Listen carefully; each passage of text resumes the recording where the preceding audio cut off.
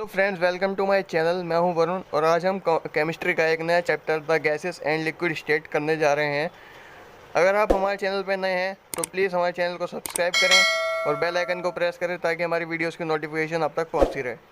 तो आइए स्टार्ट करते हैं। 3 स्टेट्स ऑफ मैटर। जैसे कि हमने बचपन से पढ़ा है, मैटर की 3 स्टेट्स होती हैं। कौन सी होती हैं? सॉलिड, लिक्विड और गैस। ठीक है। और ये कब होती है? जब भी हमें कोई कंडीशन दे रखी हो, टेम्परेचर और प्रेशर की, है ना, कोई भी कंडीशन गिवन हो, तो उस कंडीशन के ऊपर ये जो मैटर है वो एग्जिस्ट करता है। ठीक है, कि वो सॉलिड है या लिक्विड है या गैस है। ठीक है, अब उसकी प्रॉपर्टी क्या होती है वो देख लेते हैं। प्रॉपर्टी होती है शेप, वॉल्यूम, डेंसिटी और कंप्रेसिबिलिटी। ठीक है, ये 4 प्रॉपर्टी होती है इसकी। अब सॉलिड की क्या होती है? सॉलिड में जो शेप है डेफिनेट होती है, वॉल्यूम भी डेफिनेट होती है, डेंसिटी हाई होती है, कंप्रेसिबिलिटी इनकम्प्रेसिबल होता है। ठीक है। लिक्विड की बात करें तो लिक्विड की जो शेप है इनडेफिनेट होगी, यानी किसी भी बर्तन का शेप ले लेती है। अगर जैसे हम पानी को अगर गिलास में डालें तो गिलास की शेप ले लेगा। ठीक है, वैसे ही वॉल्यूम डेफिनेट होती है, density less than solid but higher than gas. ठीक है, कंप्रेसिबिलिटी लार्जली इनकम्प्रेसिबल। ठीक है। अब गैस की बात करें, शेप जो होती है वो इंडेफिनिट होती है, वॉल्यूम भी इंडेफिनिट होता है, यानी कि अगर हम किसी भी कंटेनर में, जैसे हमारे घर पे सिलेंडर आता है तो सिलेंडर में ज़्यादा गैस नहीं होती, थोड़ी सी गैस होती है वो, लेकिन वो जो पूरा सिलेंडर को कवर कर लेती है। ठीक है। डेंसिटी लो। ठीक है। Compressibility highly incompressible. अगर जैसे मैंने बताया कि वो कोई सिलेंडर है ना, अगर सिलेंडर को हम गैस लीक कर दें तो वो पूरे हमारे घर में ही फैल सकती है उसमें। ठीक है, वो पूरे घर को कवर कर सकती है, इसलिए जो उसका वॉल्यूम है वो इंडेफिनिट होता है। The different characteristic of the 3 state of matter as listed above depend upon the relative closeness of particles that make up the substance. In solid state the particles are held close together in a regular pattern by strong intermolecular forces. In liquid state intermolecular forces are weak as compared to the solid state, hence these particles are less tightly held and allow them to move away. ठीक है, ये क्या था? ये मैंने पढ़ा है। जैसे कि अभी जैसे हमने ऊपर के जो इसके कैरेक्टरिस्टिक देखे, है ना, उसमें जो है मैटर को लिस्ट किया, जो भी हमने मैटर के बारे में बताया है अभी ऊपर, है ना, उसके अंदर में सॉलिड की बात करी थी। सॉलिड ये जो होते हैं ये पार्टिकल्स का है, पार्टिकल किस तरह से हैं, है ना, किस तरह से क्लोज हैं एक दूसरे के, उसके उसके हिसाब से, उनके इंटरमोलिकुलर के फोर्स के हिसाब से वो पता लगता है कि वो सॉलिड है या लिक्विड है या गैस है। ठीक है। अब कैसे है वो मैं आपको एक डायग्राम के थ्रू बताऊंगा। जैसा कि मैंने उसमें लिखा था कि सॉलिड जो है, सॉलिड के जो पार्टिकल्स हैं वो आपस में बहुत क्लोज हैं। ठीक है, उनके बीच में बहुत ही कम गैप है, बिल्कुल जरा सा, ना के बराबर। ठीक है। और लिक्विड की बात करें तो लिक्विड में बहुत ज़्यादा, मतलब बहुत ज़्यादा तो नहीं, लेकिन थोड़ा बहुत गैप होता है सारे मॉलिक्यूल्स के बीच में। ठीक है। और गैस की बात करें तो इसके अंदर बहुत ही ज़्यादा गैप पाया जाता है मॉलिक्यूल्स के बीच में। ठीक है। अब आते हैं नेक्स्ट टॉपिक पे, intermolecular interaction. Intermolecular interactions are the interactions or forces that operate between the constituent particles of a substance, which may be atoms, molecules or ions. These forces are very weak as compared to intermolecular forces, the force that operate within a molecule, like covalent and ionic bond. ये intermolecular interactions वो force होते हैं जो किसी substance के particles के बीच में लगते हैं। ठीक है। और जो सब्सटेंस होता है वो हो सकते हैं एटम्स, मॉलिक्यूल्स और आयंस। ठीक है, इन 3 में से कुछ भी हो सकता है ना। अब ये जो फोर्स होते हैं ना, वो इंटरमोलिकुलर फोर्स के कंपेयर में बहुत ज़्यादा वीक होते हैं। ठीक है। अब इंटरमोलिकुलर फोर्स क्या होता है? The force that operate with in a molecule. ठीक है, जैसे कि कोवेलेंट बॉन्ड और आयनिक बॉन्ड। ठीक है, ये था हमारा इंटरमोलिकुलर इंटरेक्शन। प्लीज़ इस वीडियो को एंड तक देखना, क्योंकि इस वीडियो में हम इस चैप्टर के न्यूमेरिकल्स भी करने वाले हैं, इसलिए ये वीडियो थोड़ी सी लंबी हो जाएगी। और मैं गारंटी लेता हूँ कि एग्ज़ाम में आप इस चैप्टर के कोई सा भी क्वेश्चन को छोड़ के नहीं आओगे। ठीक है, तो प्लीज़ वीडियो को एंड तक देखना। Types of intermolecular interactions. ठीक है, 4 टाइप्स के इंटरमोलिकुलर इंटरेक्शंस होते हैं। London force, dipole. डायपोल 2 तरह के होते हैं, एक होता है डायपोल फोर्स, एक होता है इंड्यूस्ड डायपोल फोर्स। ठीक है, एक होता है हाइड्रोजन। अब general behaviour of gas, gas का बिहेवियर कैसा होता है ना, गैस, इसको गैस लॉज भी कहते हैं, ठीक है। The volume of a given mass of a gas depends upon the temperature and pressure under which the gas exist. It is therefore possible to describe the behaviour of gas in terms of 4 variables: temperature, pressure, volume and amount, यानी number of moles n। For a given amount of gas the volume of gas changes with change in variable such as temperature and pressure. अब इसमें क्या कह रहा है, इसमें कह रहा है कि जो भी हमारा कोई गैस दे रखी है ना, गैस का हमें मास गिवन है और उसका जो वॉल्यूम है वो डिपेंड करेगा उस गैस के टेम्परेचर और प्रेशर पे, ठीक है। और ये जो गैस का बिहेवियर है, बिहेवियर ऑफ गैस, ये हम 4 वेरिएबल्स में डिस्क्राइब करना हमारे पॉसिबल है, ठीक है। वो 4 वेरिएबल्स कौन कौन से हैं? टेम्परेचर, प्रेशर, वॉल्यूम और अमाउंट, ठीक है। अमाउंट को हम कहते हैं नंबर ऑफ मोल्स, ठीक है, एन से हम इसे डिनोट करते हैं।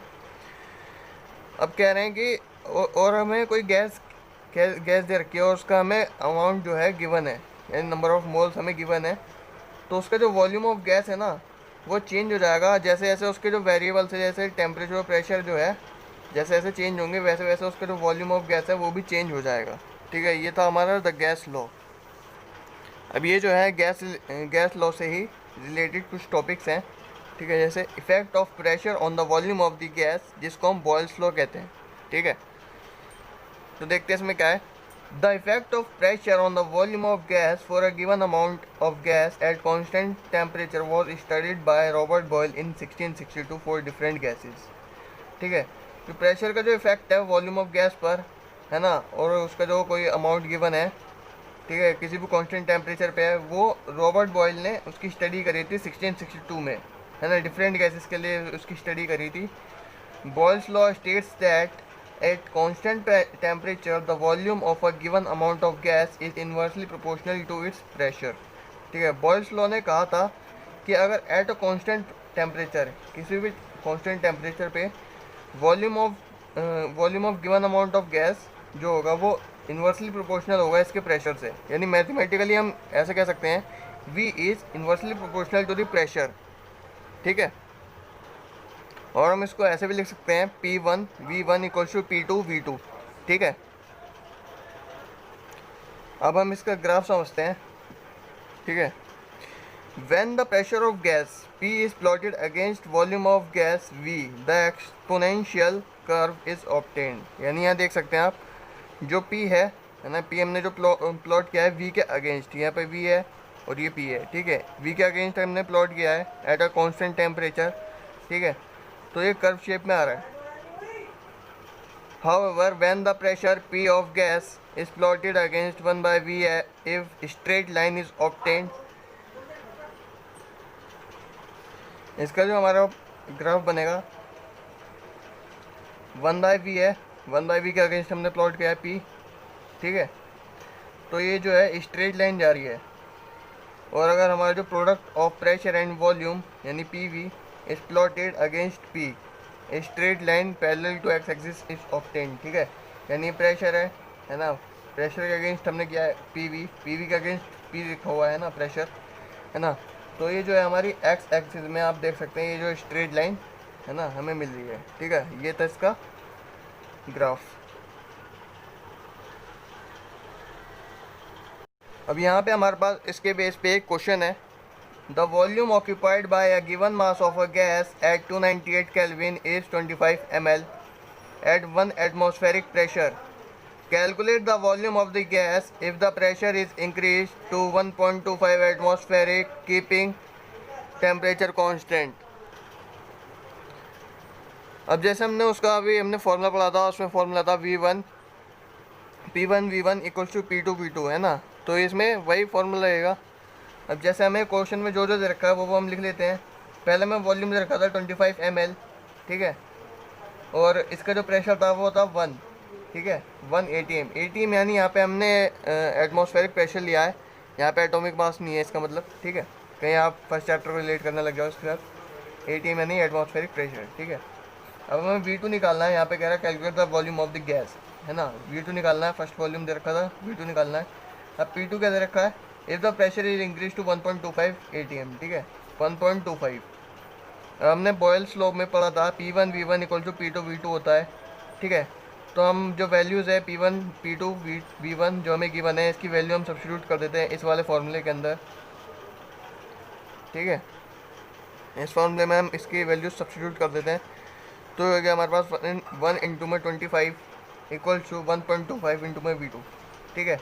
V2 यही रह गया, ये जो 1.25 था ये इसके अपॉन में चला गया, तो जाकर हमारे पास ये जो कार्ट पीट का हमारे पास वैल्यू है वो आई 20, और जो इसका यूनिट होगी वो होगी ml, ठीक है।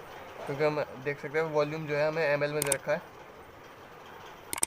हम आते हैं नेक्स्ट टॉपिक पे, effect of temperature on the volume of gas, जिसको हम कहते हैं Charles law. Effect of temperature on the volume of gas was studied bye Jacques Charles in 1787 and Gay-Lussac in 1802 at constant pressure for different gases. Their conclusion can be given as Charles' law, which states that at a constant pressure, the volume of a gas given amount of gas is directly proportional to the absolute temperature. So, according to Charles' law, the volume of gas increases as its absolute temperature is being raised.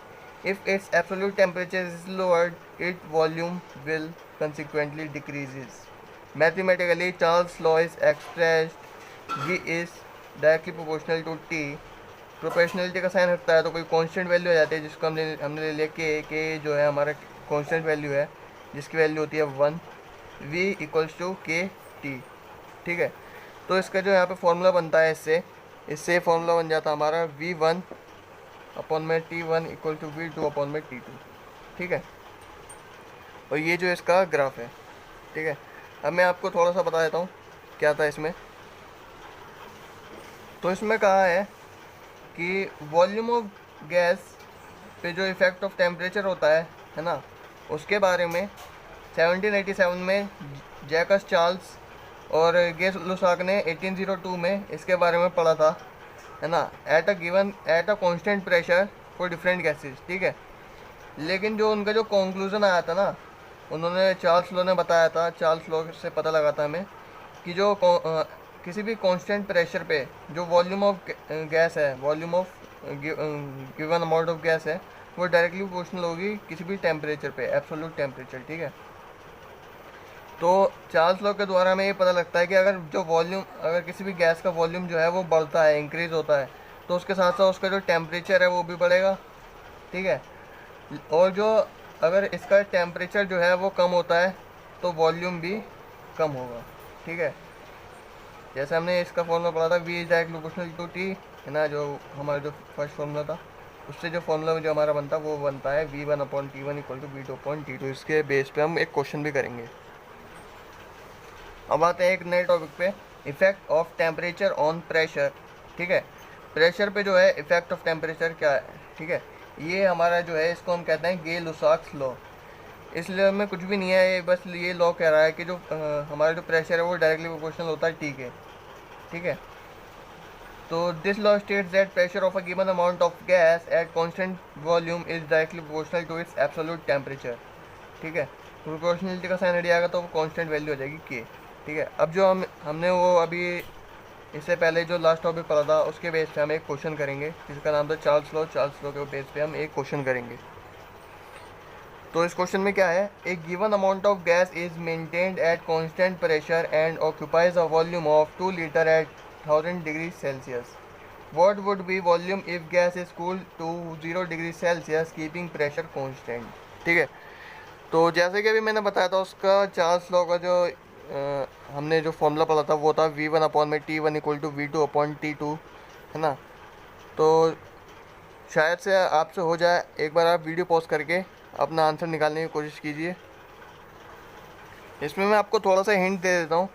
ये जो हमारा temperature दे रखा है Celsius में, इसको आप kelvin में बदल लीजिए। केल्विन में कैसे बदलेंगे, जो भी हमारा डिग्री सेल्सियस में दे रखा है ना, उसको प्लस कर दीजिए 273 से, ठीक है। जो भी हमारा आएगा, जैसे यहाँ पे 0 डिग्री सेल्सियस है तो ये हो जाएगा हमारा 273 केल्विन, ठीक है। जितना भी डिग्री सेल्सियस है उसको केल्विन में, मतलब केल्विन में करने के लिए 273 प्लस कर दीजिए उसमें। तो मेरे ख्याल से आपने आंसर निकाल लिया होगा और बहुत से लोगों का आंसर ठीक भी होगा। तो देखते हैं कैसे होगा ये क्वेश्चन। तो हमें यहाँ पे क्या दे रखा है, given amount of gas is maintain at constant pressure and occupy the volume of 2 litre. Volume दे दिया हमें, तो हम पहले लिख लेते हैं वॉल्यूम 1 दे रखा है हमें 2 लीटर, ठीक है। एट कितने डिग्री सेल्सियस, ये टेम्परेचर दे रखा है हमें 1000 डिग्री सेल्सियस। तो इसमें हम प्लस कर देंगे 273, ये हो जाएगा हमारे पास 1273, ठीक है, केल्विन। अब हमें क्या करना है, what would be the volume, volume V2 निकालना है, ठीक है। और टेम्परेचर 2 का दे रखा हमें 0 डिग्री सेल्सियस। 273 प्लस करेंगे 273 केल्विन। अब यहाँ पे हम लगाएंगे चार्ल्स लॉ।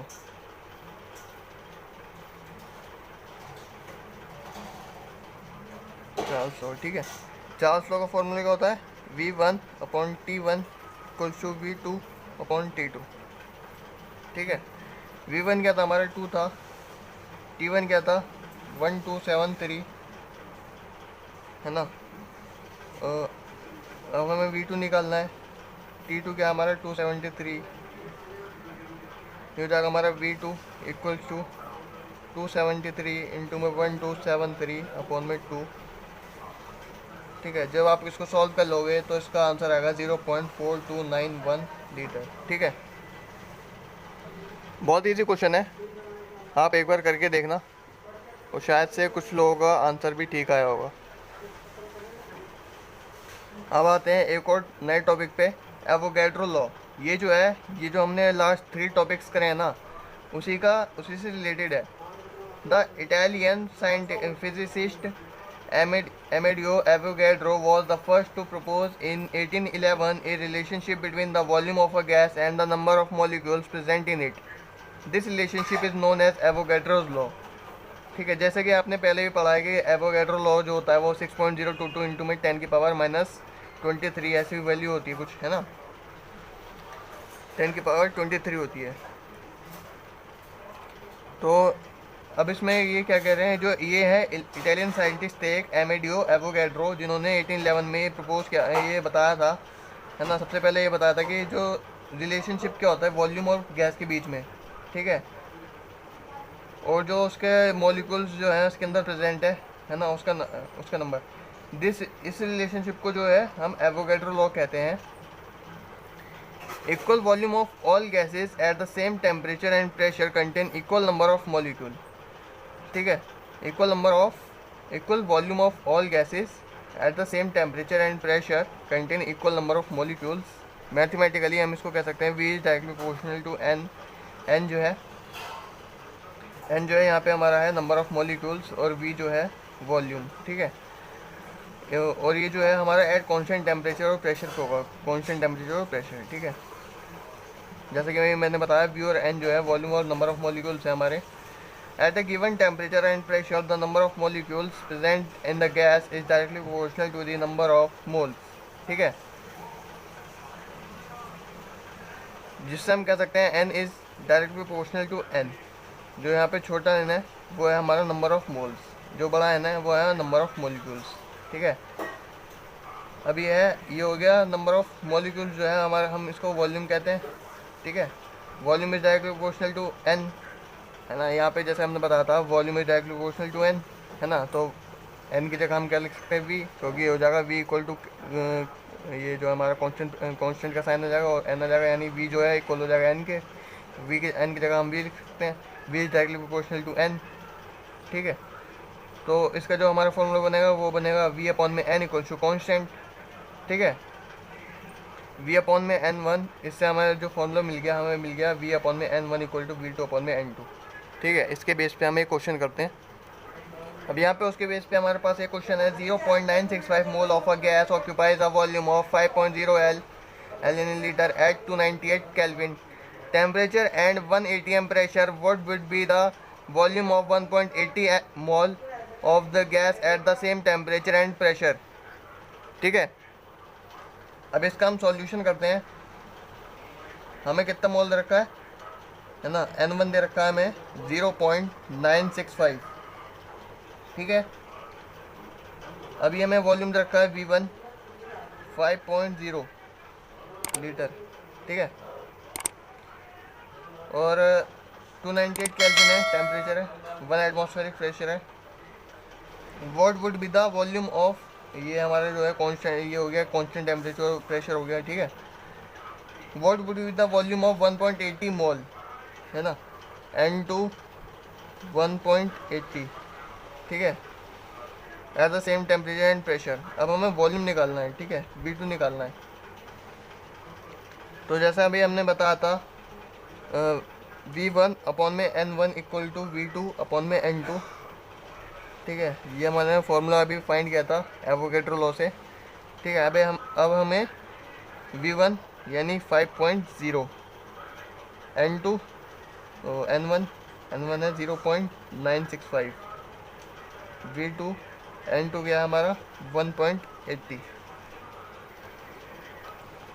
V2 1.80 इंटू में 5.0 अपॉन में 0.965। अब जब इसको आप सॉल्व करोगे तो आपका आएगा 9.33 लीटर, ठीक है। ये होगा आपका आंसर। अब आते हैं हम नए टॉपिक पे, आइडियल गैस इक्वेशन। आपने बहुत सी बार पढ़ा होगा आइडियल गैस इक्वेशन होता है ना, एग्जाम में आता है आइडियल गैस इक्वेशन, है ना। तो क्या होता है आइडियल गैस इक्वेशन, बहुत सी बार पढ़ा होगा। तो आइए उसे समझते हैं। जैसे कि अभी हमने 3 टॉपिक्स पढ़े, अभी कौन कौन सा पढ़ा था, बॉयल्स लॉ, चार्ल्स लॉ और एवोगैड्रो लॉ, ठीक है। इन तीनों लॉ से कंबाइन करके हमारे पास जो है आइडियल गैस की इक्वेशन आती है ना। वो कैसे आती है अभी देखते हैं हम। Boyle's law, Charles law and Avogadro law can be combined to given a single equation which represent the relationship between the pressure, volume and kelvin temperature of a given amount of a gas under different condition, ठीक है। जैसा कि अभी मैंने बताया था, ये जो 3 लॉ है ना, इनको कंबाइन करके हम एक सिंगल इक्वेशन निकाल लेते हैं, है ना, जिससे हम रिलेशनशिप, जो कि रिलेशनशिप बताता है प्रेशर, वॉल्यूम और केल्विन टेम्परेचर के बीच का, ठीक है। All the 3 expression can be combined into a single equation. वो जो इक्वेशन है वो क्या होगी, V is directly proportional to NT/P, या फिर प्रोडक्ट ऑफ प्रेशर और volume is directly proportional to NT, N यानी नंबर ऑफ मोल्स है, ठीक है। या फिर हम इसको ऐसे भी लिख सकते हैं PV equals to constant into में NT, ठीक है। The constant in this equation is called universal gas constant, ठीक है, और molar gas constant represented by R. ये जो हमारी जो वैल्यू होगी यहाँ पे जो कांस्टेंट की, कांस्टेंट को हम इसमें आर ले रहे हैं, ठीक है। इसको हम यूनिवर्सल गैस कांस्टेंट भी कहते हैं या मोलर गैस कांस्टेंट भी कह सकते हैं। Thus we can write for 1 mole of gas PV equal to RT। ये जो हमारा फॉर्मूला है वो बन गया हमारा PV इक्वल टू RT, ठीक है। अब लेकिन इसमें जो है हमारा नंबर ऑफ मोल्स है नहीं। अगर हमारे पास यहाँ पे नंबर ऑफ मोल्स नहीं रखे तो नंबर ऑफ मोल्स नहीं लगेंगे, लेकिन अगर हमारे पास नंबर ऑफ मोल्स हैं तो हम इसको लगा देंगे PV इक्वल टू NRT, ठीक है। ये तो हमारे पास फॉर्मूले हो गए। अब आइए इस पे बेस पे हम एक क्वेश्चन कर लेते हैं। ये देख लीजिए, शायद से कैमरे में नहीं आया था। अब इसके बेस पे हम एक क्वेश्चन कर लेते हैं। हमें रखा है at 273 kelvin 10 mole of gas is confined in container of volume 224 litre, ठीक है। Calculate the pressure of the gas. R जो है हमारी जो कांस्टेंट वैल्यू है उसका हमें जो वैल्यू दे रखी है 0.0821 लीटर ATM मोल पर केल्विन, ठीक है। अब जो हमें टेम्परेचर 1 दे रखा है, ये दे रखा है हमें 273 केल्विन, ठीक है। नंबर ऑफ मोल्स दे रखे हैं, एन दे रखा है हमें 10 मोल। आर की वॉल्यूम दे रखा है हमें 224 लीटर। आर की वैल्यू दे रखी है 0.0821 लीटर ATM पर मोल पर केल्विन, ठीक है। अब जो हमने अभी फॉर्मूला पढ़ा था, वो फॉर्मूला क्या था, PV इक्वल टू NRT, ठीक है। ये हमारा फॉर्मूला था। तो अब इसमें हम वैल्यू पुट कर देते हैं। प्रेशर जो है हमें निकालना है, ठीक है। प्रेशर हमें निकालना है, यहाँ पे लिख देता हूँ, प्रेशर हमें निकालना है, प्रेशर फाइंड आउट करना है, ठीक है। तो प्रेशर को हम यही रखेंगे। एन की वैल्यू क्या थी 10, आर की वैल्यू क्या थी 0.0821, टेम्परेचर कितना था हमारा 273, वॉल्यूम जो है वो हमारे नीचे जाएगा, वॉल्यूम हमारा कितना था 224, ठीक है। अब इस सब को सॉल्व करके जो हमारा आंसर आएगा 0.99998 ATM, है ना, जो कि इक्वल होगा लगभग 1 ATM के, ठीक है, अप्रॉक्सीमेट। ठीक है, ये था आपका इस क्वेश्चन का जो हमारा न्यूमेरिकल। अब आपके क्वेश्चन पेपर में जो है बहुत सी बार ऐसा क्वेश्चन पूछ लेगा, नेचर ऑफ लिक्विड बताओ, जैसे कि मैंने स्टार्टिंग में वीडियो में बताया था आपको कि लिक्विड का नेचर कैसा होता है ना। आप लिख सकते हैं प्रॉपर्टीज़ क्या होती है लिक्विड की, वॉल्यूम और शेप बता देना, कंप्रेसिबिलिटी बता देना, ठीक है। अब ये आता है हमारा टॉपिक, मेन टॉपिक है, बहुत सी बार आ जाता है पेपर में, 3 नंबर में, 5 नंबर में, सरफेस टेंशन। ठीक है, सरफेस टेंशन जो होता है वो हमारी प्रॉपर्टी होती है लिक्विड की, जिसके कारण जो हमारे जो कि एक इलास्टिक स्ट्रेच मेम्ब्रेन की तरह बिहेव करता है, ठीक है, और इसकी टेंडेंसी होती है to occupy minimum surface area. ठीक है, अब हम जैसे एक एग्जांपल के थ्रू समझ लेते हैं। एक हमने कंटेनर ले लिया, उसके अंदर हमारे पास 3 मॉलिक्यूल्स हैं वाटर के, ए, बी और सी। ठीक है, ए जो है हमारा देख सकते हैं एकदम पानी के एकदम अंदर है, तो इसके जो मॉलिक्यूल्स हैं वो आपस के मॉलिक्यूल्स से अट्रैक्ट करेंगे, है ना, इंटरमोलिकुलर फोर्स लगाएंगे। ठीक है, तो ये जो इसका जो इंटरमोलिकुलर फोर्स लग रहा है वो हर डायरेक्शन में सेम लग रहा है, तो इसका जो रिजल्टेंट वैल्यू जो होगी ना वो 0 होगी। ठीक है, ऐसे हम बी को कंसिडर करते हैं। बी के आधे से ज़्यादा पार्ट जो है वो अंदर है, और ज़्यादा पार्ट जो है ये ज़्यादा इससे जो अपना जो इंटरमोलिकुलर फोर्स का जो फोर्स लगा रहा है ये ज़्यादातर मैक्सिमम अंदर की साइड लगा रहा है, तो इसका रिजल्टेंट फोर्स जो होगा वो ए के मुकाबले ये जो रिजल्टेंट फोर्स जो होगा वो बी के सी के मुकाबले ज़्यादा होगा। ठीक है, अब सी की बात करते हैं। तो सी का जो है ये मैक्सिमम जो इसका जो है जो मतलब हाफ पार्ट जो है इसका पानी के अंदर है, हाफ बाहर है। ठीक है, इसमें क्या है सारे ये जो इसका इंटरमोलिकुलर फोर्स है वो अंदर की साइड ही लगेगा। ठीक है, बाहर की साइड तो पूरा एम्प्टी है, इसके अंदर का जो एम्प्टी पार्ट है उसके अंदर सिर्फ ज़्यादा से ज़्यादा हमारे इसके पास जो वाटर के जो वेपर्स होते हैं ना वही होंगे इसके अंदर।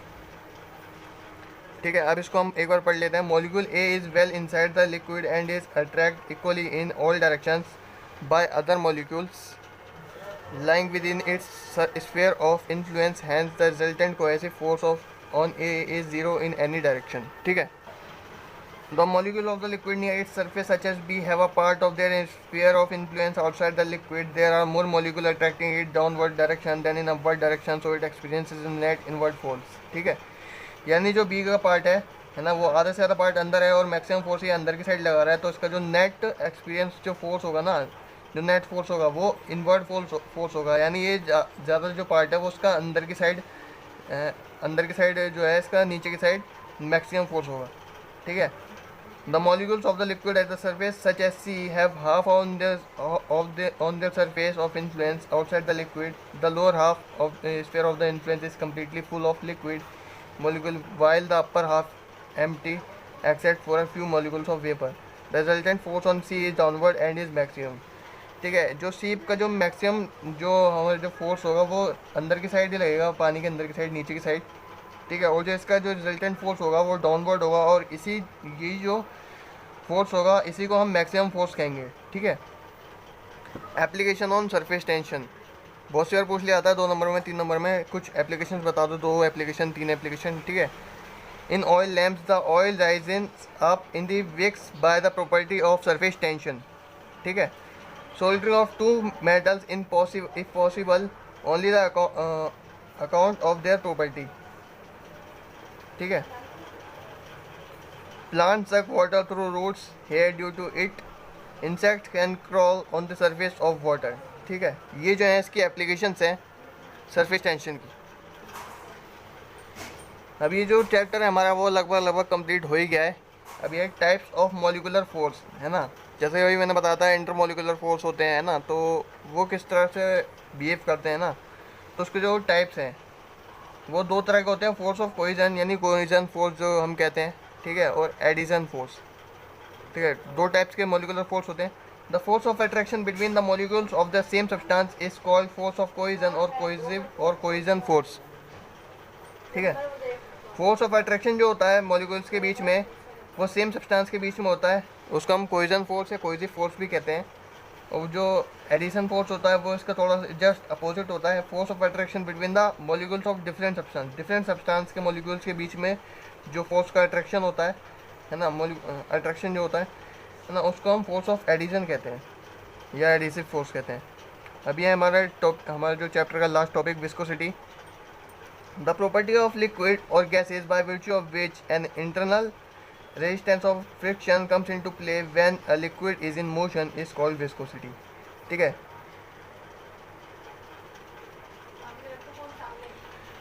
जब भी हमारा जो लिक्विड की जो कोई भी प्रॉपर्टी होती है ना, किसी भी लिक्विड या गैस की कोई प्रॉपर्टी है जिसके कारण उसका जो इंटरनल रेजिस्टेंस है या फ्रिक्शन है वो प्ले में आता है ना। जब वो लिक्विड मोशन में होता है, वो लिक्विड या गैस जो है वो मोशन में होती है, उसको हम विस्कोसिटी कहते हैं। अब विस्कोसिटी होता क्या है, एक बार ये ऐसे समझ लीजिए, जैसे अगर ये कोई स्लाइडिंग है ना, अब यहाँ से हमने वाटर फेंका, ठीक है, तो वाटर जो है ये अपनी स्पीड से आएगा, ठीक है। अब यही जो स्लाइड है, अब यहाँ से हमने हनी फेंका, ठीक है, वो हनी यूँ करके है ना बहुत धीमे आएगा, क्योंकि उसका जो वाटर के जो इंटरनल रेजिस्टेंस है ना, वो कुछ और है, और जो हनी है उसका इंटरनल रेजिस्टेंस कुछ और है, इसका अपोजिंग फोर्स कुछ और है वाटर का, और जो हमारा जो हनी है उसका अपोजिंग फोर्स कुछ और है। तो ये जो सारी बात है वो इंटरनल रेजिस्टेंस, फ्रिक्शन या उसका जो अपोजिंग फोर्स है उसी के ऊपर होता है, ठीक है। तो इसी को कहते हैं हम विस्कोसिटी। आई होप आपको चैप्टर समझ में आया होगा, और अगर कोई भी डाउट हो तो आप मेरे को कमेंट कर देना, और प्लीज़ वीडियो अच्छी लगी हो तो लाइक कर देना, सब्सक्राइब कर देना हमारे चैनल को, और बेल आइकन को प्रेस कर देना ताकि हमारी वीडियोस की नोटिफिकेशन आप तक मिलती रहे, और शेयर कर दो।